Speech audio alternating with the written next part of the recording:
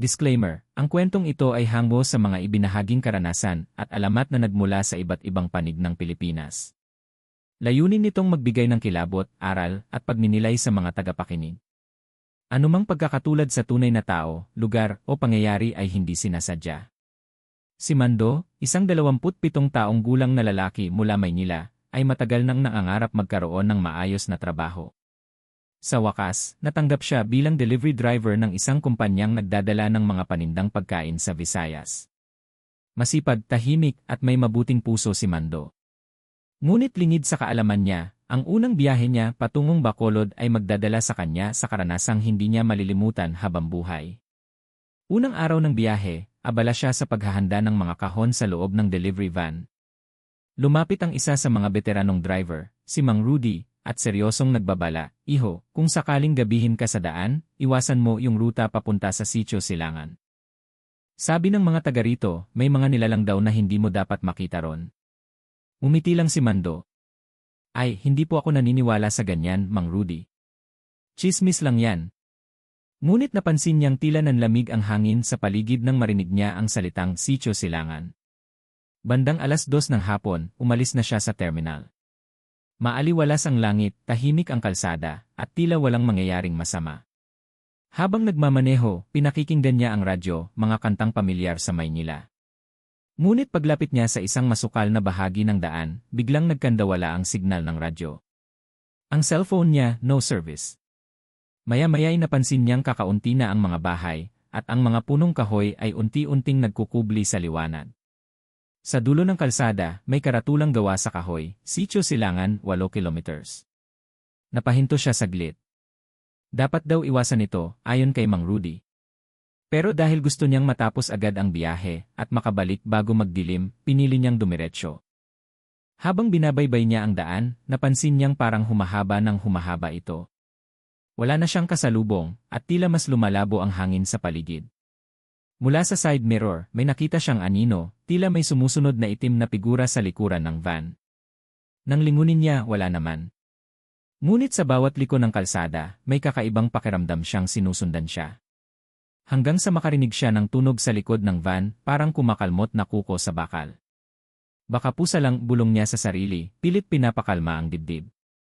Pero nang silipin niya ang likod sa pamamagitan ng salamin, may nakita siyang mga bakas ng kamay sa putik, mahahaba, at hindi pang tao. Humigpit ang hawak niya sa manibela. Ang araw ay unti-unting lumulubog, at ang kanyang unang biyahe bilang bagong trooper ay nagsisimula ng maging isang bangungot sa liblib na daan ng Bacolod.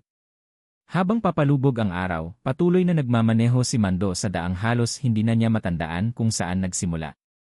Ang hangin ay malamig at ang mga puno sa magkabilang gilid ng kalsada ay tila nagbubulong-bulungan. Nawala na ang liwanag ng araw at tanging ang mahinang ilaw ng headlights ng kanyang van ang nagsisilbing gabay. Nagsimula na rin ang ulan, mga patak na unti-unting lumalakas, parang nagbabadya ng bagyong paparating. Wala siyang signal, wala ring makitang bahay o kahit karatula. Sinubukan niyang bumalik, ngunit nang lingunin niya ang dinaanan, tila iba na ang itsura ng kalsada. Parang umiikot siya sa parehong lugar, paulit-ulit. Parang kanina ko na to nadaanan, bulong niya sa sarili. Pinakiramdaman niya ang paligid, pero tanging patak ng ulan at ugong ng makina ang maririnig. Ilang minuto pa, bigla niyang naramdaman ang malamig na hangin na pumasok sa loob ng van, kahit sarado naman ang mga bintana. Napatingin siya sa rearview mirror. Wala. Pero nang sandaling itinuon niya muli ang tingin sa kalsada, may sumulpot na anino sa gitna ng daan. Agad niyang inapakan ang preno. Kumiskrit ang gulong at halos bumaligtad ang sasakyan. Nang lumapit siya para tingnan kung may nasagasaan, wala siyang nakita, ni bakas ng paa, ni dugo. Ngunit habang nakatayo siya sa ulan, narinig niya ang mahinang halakhak mula sa kakahuyan. Hindi ordinaryong tawa iyon, tunog ng isang nilalang na may halong panunuya. Pinilit niyang huwag matakot, bumalik siya agad sa loob ng van, at isinara ang pinto ng mariin. "Kalma lang, Mando, baka napapagod ka lang," sambit niya, pilit pinapakalma ang sarili. Habang umaandar muling umingay ang likod ng van, parang may humahampas mula sa loob. Napalunok siya, saka dahan-dahang tinanggal ang seatbelt. Kinuha niya ang flashlight sa gilid ng upuan at binuksan ang pinto ng likod. Ngunit wala siyang nakita kundi mga kahon ng panindang biskwit. Pero ang sahig basa, kahit wala namang tumatagas na ulan. At sa sahig, may mga markang hugis paa, maliit, payat, at may matutulis na kuko. Muli niyang isinara ang pinto at mabilis na sumakay. Nang bigla niyang marinig ang boses ng isang babae mula sa labas ng van, "Kuya, pasakay naman po," sumilip siya sa salamin. May isang babaeng nakaputing basang damit, nakatayo sa gitna ng ulan. Mahina ang tinig, tila pagod at nanginginig sa lamig. Hindi alam ni Mando kung awa o takot ang nanaig, pero binuksan niya ang pinto at pinasakay ito. Umupo ang babae sa tabi niya, tahimik, walang imik. Tanging patak ng ulan at ugong ng makina ang pumapagitna sa kanila. Ngunit napansin niya, bumigat ang hangin sa loob ng sasakyan, at unti-unting namamatay ang ilaw ng dashboard. Lumingon siya sa babae. At doon niya napansin, basa ito hindi ng ulan, kundi ng dugo. Tahimik sa loob ng van. Ang tanging naririnig ni Mando ay ang patak ng ulan sa bubong at ang mahinang ugong ng makina. Ang babae sa tabi niya ay nakayuko, nakaputing damit na basang-basa, at hindi umiimik. Hindi niya masyadong makita ang mukha nito dahil natatakpan ng mahabang buhok, ngunit ramdam niya ang lamig na tila dumadaloy mula rito. "Miss, saan kita ihahatid?" Mahinahon niyang tanong, pilit na umiti para maibsan ang kaba. Walang sagot. Tumingin siya saglit, ngunit nanatiling tahimik ang babae, nakatingin lang sa basang bintana. Pagkalipas ng ilang minuto, biglang tumuro ito sa kanan, papasok sa makitid na daan na patungo sa kakahuyan. Doon sa may mga puno, mahina nitong sambit, halos paos, na parang galing sa lalamunang tuyong-tuyo. Nag-alangan si Mando. "Sigurado ka bang may bahay dyan?" Ngunit hindi sumagot ang babae. Sa halip, unti-unti nitong inangat ang ulo at doon niya unang nakita ang mukha nito. Maputla. Malalim ang mga mata. At sa gilid ng labi nito ay may manipis na bakas ng dugo. Kinilabutan si Mando. Pinilit niyang huwag ipahalata ang takot. "Sige na nga, ihahatid kita," sabi niya habang marahan niyang iniikot ang manibela papasok sa daang tinuro. Habang tumatakbo ang van sa loob ng kakahuyan, mas lalong dumidilim. Ang mga puno ay tila nagsasara sa kanilang dinaraanan. Wala nang tunog ng ulan, tanging ugong ng makina at marahang paghinga ng babae. "Miss, anong pangalan mo?" tanong ni Mando, pilit na binabasag ang katahimikan. "Mila." 1, 2, 3 segundo ng katahimikan. "Dati, taga rito ako." Napatingin siya sandali. "Ah, taga rito ka pala. Matagal ka na bang hindi nakauwi?" Ngunit walang sagot. Paglingon niya muli, wala na ang babae sa upuan. Nangangatog ang kanyang kamay. Huminto siya agad sa gitna ng kalsada, mabilis na lumingon sa paligid. "Mila," sigaw niya, pero ang boses niya ay parang nalunod sa hangin. Mula sa labas, may narinig siyang yabag, mahina, papalapit. Dahan-dahan niyang sinilip ang bintana. At doon niya nakita si Mila. Nakatayo sa harap ng headlights, nakatalikod, ngunit nanginginig ang katawan na para bang may nilalabanan. Nang lumapit siya para tignan, unti-unting umikot ang babae. Ang puting damit nito ay nagkadugo, ang mukha ay nagdilim, at mula sa likod ay lumitaw ang mahahabang pakpak na tila balat ng paniki. Sumigaw si Mando at agad bumalik sa van. Pilit niyang pinapaandar ang makina, ngunit ayaw umandar. Sa windshield, tumalon si Mila, ngayon ay isang nilalang na may mapupulang mata at mahabang dila. "Hindi ka na makakaalis dito, Mando," mabilis ang tibok ng puso ni Mando. Nanginginig ang mga kamay niya habang paulit-ulit na pinipindot ang susi ng van. "Diyos ko, umandar ka naman, please." Nanginginig na dasal niya habang naririnig ang malakas na paghampas ni Mila, ang nilalang na may pakpak, sa bubong ng sasakyan. Muling kumulog, sabay kidlat na nagbigay liwanag sa paligid, at doon niya nakita sa gitna ng kakahuyan ang isang lumang bahay, tila iniwan na ng panahon. May nakasinding gasera sa veranda, at may liwanag na nanggagaling mula sa loob. Walang ibang mapagpipilian si Mando. Sa takot, mabilis siyang bumaba at tumakbo papunta sa bahay. Basang-basa siya ng ulan, habang sa likod niya ay maririnig ang kakaibang sigaw ni Mila, matinis, galit, at gutom.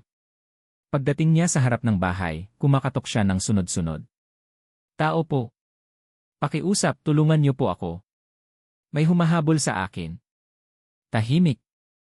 Wala ni isang sagot.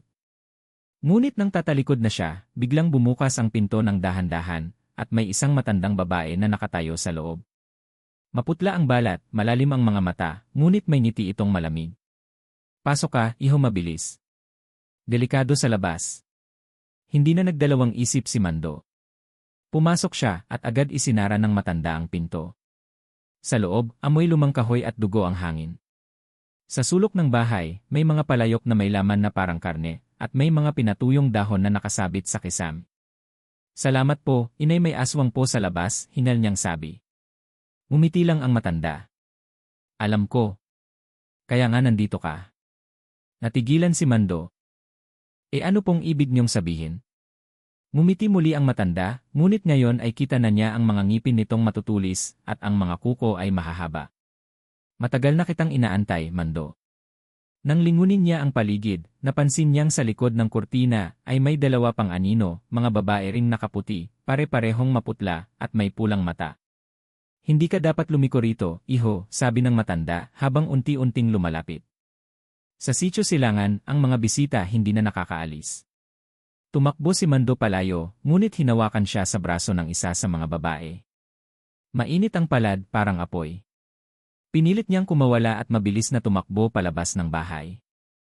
Sa likod niya, naririnig niya ang tawanan at alulong ng mga nilalang, sabay boses ng matanda, babalik ka rin, anak, dala mo ang dugo ng takot. Paglabas niya, halos madapa si Mando sa putik. Nakita niyang nakalutang sa ere si Mila, nakangiti, parang sinusundan lang siya. Pero sa di kalayuan, sa dulo ng daan, may mahina siyang nakitang liwanag, tila mula sa isang gusali. Simba-simbahan, bulong niya, bago siya muling tumakbo sa ulan, hinahabol ng mga aninong may pakpak sa dilim ng bakolod. Hinal na hinal si Mando nang marating niya muli ang van. Basang-basa, putikan, at halos mawalan ng lakas ang mga binti niya sa sobrang takot. Naririnig pa rin niya sa likuran ang pagaspas ng pakpak ni Mila at ang halakhakan ng mga nilalang mula sa bahay. Agad niyang binuksan ang pinto, sumakay at pilit pinaandar ang makina. Diyos ko, tulungan niyo po ako, bulong niya habang paulit-ulit na ikinukumpas ang susi. Sa unang dalawang subok, walang nangyari. Sa pangatlo, biglang umandar ang makina, kasabay ng isang malakas na kulog. Habang umaandar, nakarinig siya ng kalabog sa bubong. Parang may mabigat na tumalon sa ibabaw ng van. Itinodo niya ang takbo, ngunit kasabay ng bilis ng sasakyan ay ang malakas na hampas mula sa labas. Nakikita niya sa rearview mirror ang mahabang anino na dumidikit sa likod, isang nilalang na hindi na tao, nakalawit ang dila at may matutulis na kuko. Hindi mo na to matatakasan, Mando, isang boses ang bumubulong sa tenga niya kahit sarado ang mga bintana. Kumakabog ang dibdib niya. Sa sobrang kaba, halos hindi na niya maigalaw ng maayos ang manibela. Nakita niyang may mga kamay na kumakapit sa gilid ng windshield, at unti-unting tumitingin sa kanya ang mukha ni Mila, ngayon ay purong demonyo. Inilabas ni Mando ang rosaryong ibinigay ng kanyang lola, na nakasabit sa rearview mirror. Hinawakan niya ito ng mahigpit at idinikit sa dashboard. Kung sino ka man hindi mo ako makukuha, sigaw niya. Biglang kumulob ng malakas, at sabay sumiklab ang liwanag sa langit. Napaigtad si Mila, napasigaw sa sakit, at nawala sa bubong. Sandaling katahimikan, tanging patak ng ulan at ugong ng makina ang maririnig. Ngunit alam ni Mando hindi pa tapos. Ilang saglit lang, naramdaman niyang may gumapang sa ilalim ng upuan. Dahan-dahan niyang inilawan ng flashlight. At doon niya nakita ang mahahabang kuko na humahaplos sa kanyang binti. Mabilis siyang umatras, halos mahulog sa upuan.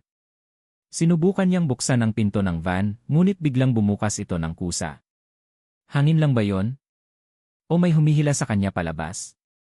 Bago pa siya tuluyang lamunin ng takot, pinilit niyang isara ang pinto at sumigaw ng buong lakas, Ama namin, sumasalangit ka. Paulit-ulit niyang binigkas ang dasal hanggang sa maramdaman niyang gumagaan ang hangin, at ang mga kaluskos ay unti-unting nawala. Ngunit sa harap niya, sa loob ng windshield, dahan-dahang lumitaw ang isang bata. Basa, walang saplot at umiiyak. Kuya, tulungan mo ako, sabi ng bata. Nang sandaling tumigil si Mando at tumingin ng maigi, nakita niyang wala itong mga mata. At sa likod nito, nakatayo si Mila nakangisi, nakahawak sa ulo ng bata. Nanginginig ang mga kamay ni Mando habang nakatitig sa windshield.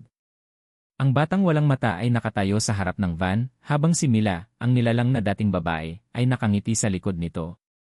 Tumutulo ang dugo mula sa bibig ng bata, at sa bawat patak nito ay parang lumalakas ang hangin sa paligid. Kuya, tulungan mo ako, ngunit ngayong malapit na, hindi na yon boses ng bata, kundi isang paos na tinig ng demonyo. Hindi. Hindi ako lalapit, sigaw ni Mando, sabay inapakan ang silinyador. Tumalsik ang putik at umusok ang gulong ng van. Tumalo ng bata sa gilid at sumunod naman si Mila, naglipad sa ere habang naglalabas ng nakabibinging hiyaw. Habang binabaybay ni Mando ang madulas na kalsada, rinig niya ang pagaspas ng mga pakpak sa itaas. Minsan ay sumasalpok ito sa bubong, minsan ay lumalapag sa harap ng sasakyan. Wala na siyang iniisip kundi makalayo. Ngunit habang binibilisan niya ang takbo, parang hindi siya umaabante. Parang paikot lang ako, sigaw niya sa sarili, sabay hampas sa manibela. Lumingon siya sa likod at doon niya nakita ang mga nilalang na lumalakad sa gitna ng ulan. Hindi lang isa. Hindi lang dalawa. Marami. Lahat sila ay mapuputla, may pulang mata, at nakangisi habang humahabol sa van. Nagsimula silang tumakbo, mabilis, halos hindi tumatapak sa lupa. Ang iba'y lumilipad, ang iba'y gumagapang sa gilid ng kalsada. Isa sa kanila ang tumalon sa likod ng van, at narinig ni Mando ang malakas na kalabog. Sa takot, mabilis niyang binuksan ang bintana at itinutok ang flashlight sa rearview mirror. At doon niya nakita, isang matandang lalaki na walang balat sa mukha, nakadikit sa bubong, nakangisi, at may mahahabang kuko. Dito ka na, Mando, bulong nito. Hindi. Hindi pa ngayon. Inilabas ni Mando ang rosaryo, idinikit ito sa manibela, at sabay sinigawan ang nilalang. Sa ngalan ng Diyos, lumayas kayo. Biglang kumulob ng malakas, sabay liwanag ng kidlat sa langit. Sa sandaling iyon, parang biglang nawala ang mga anino sa paligid. Ngunit nang akala niyang ligtas na siya, may malakas na kalabog sa gilid, parang may sumalpok sa van. Na out of control siya. Napasigaw si Mando habang umiikot ang sasakyan sa madulas na kalsada. Pagbukas ng mga mata niya, nasa gilid siya ng bangin. Humihingal, nanginginig at halos mawala ng ulirat. Ngunit sa malayo, sa gitna ng ulan, may nakita siyang liwanag, isang lumang gusali, may kampanaryo. Simsimbahan, bulong niya, halos hindi makapaniwala. Muling pinaandar ni Mando ang van, kahit bumabagsak na ang ulan at halos wala na siyang makita. Sa bawat metro ng daan, naririnig pa rin niya ang malalakas na tawa ng mga nilalang sa kakahuyan, parang nagbabantay lang. Sige, tumakbo ka, Mando, isang tinig ang bumubulong sa hangin. Pero dito sa Sitio Silangan, lahat ng daan pabalik. Habang papalapit ang dilim, ramdam ni Leo ang kakaibang lamig na tila gumagapang mula sa ilalim ng kanyang balat. Ang dating daang dinaanan niya ay biglang nagbago, ang mga puno ay masiksik, at ang mga ugat ay tila gumagalaw, parang may sariling buhay. Sinubukan niyang bumalik, ngunit sa bawat ikot ng manibela, napupunta pa rin siya sa parehong lugar, isang lumang waiting shed na may bakas ng dugo sa sementong sahig. Doon niya nakita si Aling Feli, ang matandang babaeng nakasakay kanina. Nakatayo ito sa tabi ng shed, nakangiti, ngunit ang ngiting iyon ay hindi ng isang tao, malalim, mahaba ang nguso, at may nanlilisik na matang pula. Dahan-dahan itong lumapit, habang sinasabing, "Anak, bakit mo ako iniwan kanina?" Napaatras si Leo, nanginginig at napasigaw ng, "Hindi mo tao," habang pinipilit paandarin ang sasakyan. Ngunit sa bawat apak niya sa silinyador, mas lalo lamang lumalakas ang ungol ng makina, parang may humihigop sa lakas nito. Nang lingunin niya sa salamin, nakita niyang nakasabit sa likod ng sasakyan ang nilalang, hindi na si Aling Feli, kundi isang nilalang na may mahabang dila at matutulis na kuko. Sa sobrang takot, bumaba siya at tumakbo papasok sa gubat. Ngunit doon, mas lalo siyang naligaw. Ang paligid ay puno ng boses ng mga umiiyak, mga tinig na tila nagmumula sa ilalim ng lupa. Isa sa mga boses ay pamilyar, ang boses ng kanyang ina, na nagsasabing, "Leo, anak, bumalik ka, dito ka na." Lumapit siya sa pinagmulan ng boses, at doon niya nakita ang isang malaking puno ng balete, at sa ugat nito ay nakabaon ang maraming bangkay na tila pilit lumalabas. Ang mga mata ng mga iyon ay bukas, nakatingin sa kanya. Sa gitna ng pagkatigagal, isang lalaki ang biglang lumitaw mula sa dilim, may dalang sulo at anting-anting salig. "Huwag kang kikilos," sigaw nito. "Aswang ang mga yan." Tinawag siya ng lalaki na Mangselo, isang dating sundalong nakatira malapit sa baryo. Kinaladkad niya si Leo papunta sa isang lumang kubo at doon muna itinago. Habang hinihindal si Leo, sinabi ni Mangselo, "Isa ka sa mga piniling punteriyahin ng mga aswang dito sa Bacolod. Matagal na nilang minamarkahan ang mga dayo, lalo na yung mga naliligaw." Dito nagsimula ang mas malalim na katotohanan na ang lugar na pinasok ni Leo ay hindi ordinaryong kalsada, kundi daan ng mga patay, at siya ay nakapasok sa mundo ng mga nilalang na hindi na bumabalik sa liwanag. Habang sumisilip ang unang sinag ng araw, halos hindi makapaniwala si Leo na buhay pa siya. Nasa loob siya ng kubo ni Mang Selo, isang matandang lalaking mukhang sanay sa digmaan, punang mga lumang anting-anting ang liig, at may mga simbolo ng araw at buwan na nakaukit sa dingding. Tahimik muna silang dalawa hanggang sa nagsimulang magsalita si Mang Selo. Ang lugar na yan na dinaanan mo kagabi hindi yan basta kalsada, Hijo. Yan ang daang binabantayan ng mga aswang na tagapagbantay, mga nilalang na kumakain ng dugo ng mga naliligaw. Naguluhan si Leo. Bakit nila ako ginagalaw? Wala naman akong ginawang masama. Huminga ng malalim si Mang Selo. Kasi anak, may dala kang amoy ng buhay, iyong sariwang kaluluwa ng mga taong malinis ang loob. Yan ang hinahanap nila. At kung hindi kita nakita kagabi, baka isa ka na ngayon sa mga di na nakakaalis sa Bacolod. Habang nagsasalaysay si Mang Selo, itinuro niya ang isang lumang mapa ng Bacolod na may mga bilog na marka. Dito dati nakatira ang mga tagapangalaga ng lupa, mga taong may kakayahang magpagaling at magtaboy ng masasamang espiritu. Pero nang dumating ang mga aswang, unti-unti silang pinatay. Kaya't ngayon, walang makakapigil sa kanila, kundi ang huling tagapagmana ng lahing iyon. Lahi, tanong ni Leo. Sino ang lahing tinutukoy mo? Ngumiti si Mang Selo, sabay turo sa kwintas ni Leo, isang lumang pendant na iniwan ng kanyang yumaong ina. Iyan ang tanda. Ang ina mo isa siya sa mga tagapangalaga. Parang binagsakan ng mundo si Leo sa narinig. Hindi niya alam na may ganitong pinagmulan ang kanyang pamilya. Lalong nabalot ng takot ang kanyang puso, ngunit sa ilalim ng takot na yon ay may tumutubong tapang. Mang Selo, sabi niya, kung ganun, paano ko sila mapipigilan? Tumindig si Mang Selo, hinugot ang matandang sibat sa likod ng pintuan. May isa pang paraan para makaalis ka rito at tapusin ang sumpa. Pero kailangan mong bumalik sa gitna ng gubat, doon sa puno ng balete kung saan nagsimula ang lahat. Bago sila umalis, binigyan siya ni Mang Selo ng bote ng langis na may amoy ng kamangyan at dahon ng saging na pinatuyo, mga panlaban daw sa mga halimaw. Huwag kang matakot, Hijo. Ang takot ang unang kinakain ng aswang. Habang lumalakad sila sa papadilim na daan, naririnig na nila ang pagaspas ng pakpak at ang mga ungol mula sa itaas ng mga puno. Muling nagsisimula ang bangungot ng Bacolod. Nang gabing iyon, tumungo sina Leo at Mang Selo pabalik sa gubat. Sa bawat hakbang, lalong sumisidhi ang lamig at amoy ng bulok na laman. Ang paligid ay nilulukob ng dilim kahit may buwan sa langit. Ang mga kuliglig ay natahimik, at tanging huni ng mga pakpak at ungol ng mga nilalang ang maririnig. Nang marating nila ang balete, napansin nilang mas lumaki ito.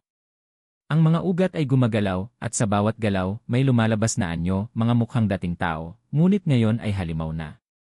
Sa gitna ng puno, nakita nila si Aling Feli, ngayon ay ganap ng aswang, nakabitin sa hangin, may pakpak na maitim, at mga mata na nagliliyab. Akala niyo makakatakas kayo? Ang mga gaya ninyo, walang lugar sa lupa naming mga nilimutan. Sinubukang sugurin ni Leo si Aling Feli, ngunit napigilan siya ni Mang Selo. Huwag mong gamitin ang galit, Leo.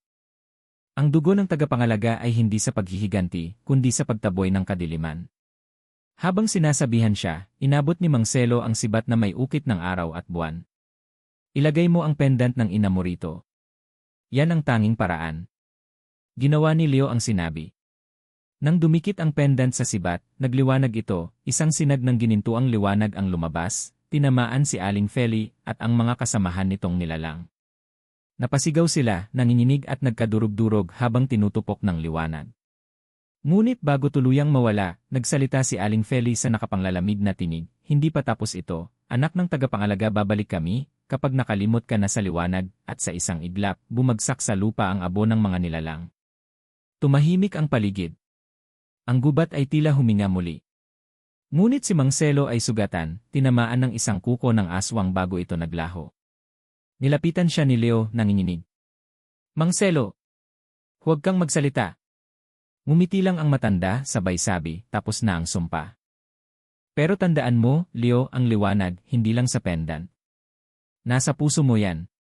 Ipagpatuloy mo ang pamana ng ina mo, at doon, pumikit si Mang Selo, habang dahan-dahang lumiliwanag ang paligid. Lumipas ang ilang oras, nagising si Leo sa tabi ng kanyang truck. Umaga na. Wala nang bakas ng gubat o ng shed. Para bang isang bangungot lang ang lahat. Pero nang tignan niya ang kanyang palad, nandoon pa rin ang sibat na naging abo, at sa hangin, may mabangong amoy ng kamangyan. Tahimik siyang ngumiti. Alam niyang hindi iyon panaginip. Habang pinapaandar ang kanyang truck pauwi, bumulong siya sa hangin, "Inay, tapos na po ang sumpa." At sa dulo ng daan, tila may aninong nakamasid, isang peres ng pulang mata na naglalaho sa liwanag ng araw. Isa,